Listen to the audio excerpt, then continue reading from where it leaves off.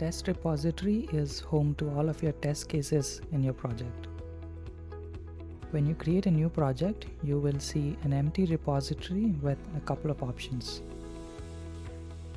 If you are migrating from a different test management platform, use the import option to get started quickly. Or you can also start building your repository by creating new test suites and cases. You can use the buttons here or check the keyboard shortcuts by pressing H on your keyboard to bring up the hotkeys list.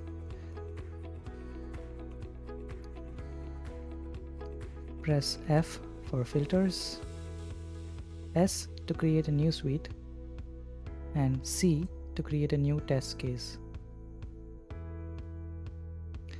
In the subsequent videos, we'll learn more about each of the features of the repository in more detail. If you have more questions on this or any other feature, you can check out our help articles and our FAQ section. If you do not find an answer to your question, or if you have any feedback that you would like to share with us, just drop us a message.